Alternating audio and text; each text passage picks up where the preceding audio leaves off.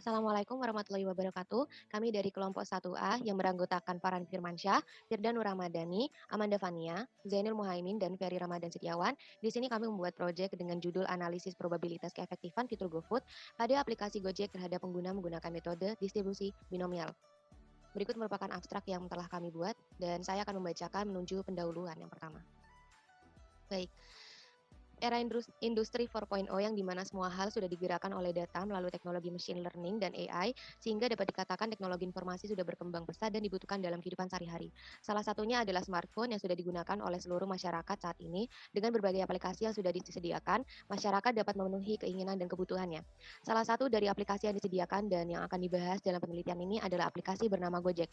Gojek merupakan salah satu aplikasi penyedia layanan yang terbesar di Indonesia, di mana dalam aplikasinya memiliki fitur-fitur yang sangat membantu dalam kehidupan sehari-hari. Salah satu fitur yang tersedia adalah GoFood yang merupakan fitur di mana masyarakat dapat membeli makanan dan minuman dengan mudah dan cepat. Dalam penelitian ini, peneliti akan memfokuskan penelitian pada penghitungan keefektifan fitur GoFood yang ada dalam aplikasi Gojek dengan pengguna menggunakan metode distribusi binomial. Dengan latar belakangnya sebelumnya sudah dipaparkan, maka ada beberapa rumusan masalah yang diangkat dalam penelitian. Yang pertama adalah bagaimana bentuk tabel dari perbandingan data berkelompok menggunakan distribusi frekuensi, dan yang kedua adalah bagaimana caranya mengukur probabilitas keberhasilan atau keefektifan dari fitur GoFood dari aplikasi Gojek menggunakan metode distribusi binomial. Sementara hipotesis sementara yang kami ambil adalah satu, bentuk tabel dapat dibuat dengan pengelompokan data dan dibuat menggunakan distribusi frekuensi di dalamnya. Yang kedua yaitu data yang telah dikelompok menggunakan distribusi frekuensi akan dihitung lebih lanjut dengan menggunakan distribusi binomial. Selanjutnya untuk metode penelitian akan dijelaskan oleh teman saya. Nah, pada metode penelitian sendiri yaitu dalam menunjang tingkat keberhasilan penelitian metode penulis menggunakan metode kuantitatif, yaitu menganalisis data berbasis angka yang mencakup data kategorik dan numerik. Sehingga penulis melakukan kuesioner berupa Google Form kepada mahasiswa Universitas Jember sebagai populasi di dalamnya. Nah, kuesioner itu terdiri dari 4 pertanyaan yang terkait dengan GoFood pada Gojek.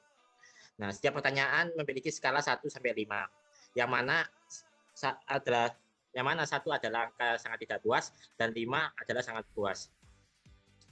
Dalam mendukung keaslian data tersebut, kami menggunakan kuota sampling dalam pengambilan sampel yang mana jumlah sampel telah ditentukan oleh peneliti sebanyak 100 mahasiswa Universitas Jember sebagai sampel dalam penelitian tersebut. Teknik yang digunakan dalam menganalisis data penelitian yaitu distribusi binomial dan distribusi frekuensi. Untuk hasil pembahasan bisa dilanjut dengan teman saya. Kemudian hasil dan pembahasan yang dapat kami ambil yaitu yang pertama dalam penelitian yang telah dilakukan terhadap 100 sampel tadi dari kuesioner yang telah dilakukan, ini adalah data-datanya. Jadi dengan pertanyaan tadi terdapat jawaban-jawaban dari kuesioner yang tadi telah disebarkan. Jadi berdasarkan tabel yang sudah ada pada pertanyaan, 94% pengguna merasa sangat puas dan puas terhadap tampilan fitur GoFood. Kemudian 82% pengguna merasa sangat puas dan puas terhadap estimasi waktu pengantaran makanan dan minuman. Kemudian 93% pengguna merasa sangat puas dan puas terhadap kemudahan penggunaan dalam fitur GoFood. Dan 93% pengguna merasa sangat puas dan puas terhadap fitur GoFood.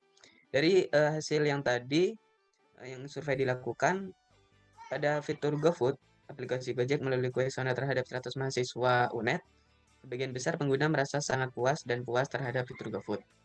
Sehingga dapat disimpulkan bahwa probabilitas skala sangat puas dan skala puas akan lebih besar dibandingkan probabilitas skala cukup puas. Jadi tidak puas dan sangat tidak puas. Kemudian selanjutnya tabel rekapitulasi jawaban responden akan dilanjutkan oleh rekan saya. Baik, selanjutnya yang mengenai tabel rekapitulasi jawaban responden.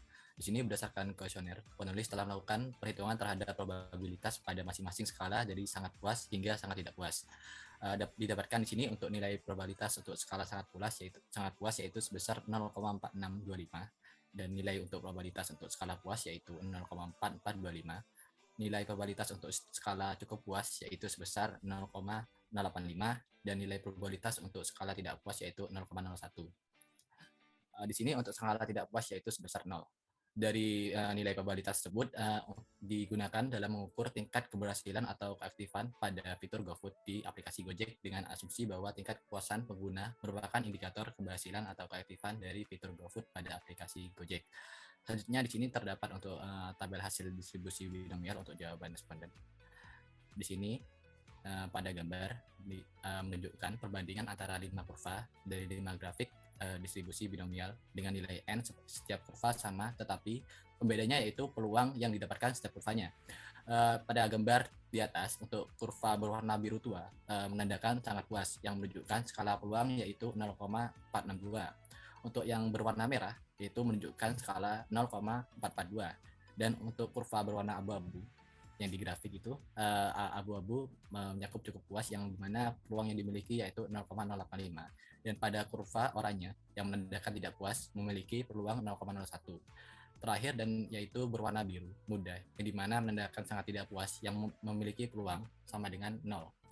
Dalam hal grafik tersebut kita bisa melihat semakin besar nilai peluang kurva akan semakin ke kanan, dan dalam penilaian dengan distribusi binomial ini kami mengambil dari 10 orang sampel dari 100 responden yang telah didata, dan kami menghitung probabilitas pada distribusi binomial ini menggunakan rumus sebagai berikut.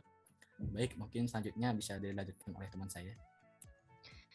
Baiklah, kita masuk ke tabel hasil uji coba probabilitas kesuksesan dengan variasi nilai N dan P, di mana nilai N di sini merupakan nilai sampel dan P merupakan probabilitas suksesnya. Di sini setelah ditampilkan pada tabel yang di atas tadi, yaitu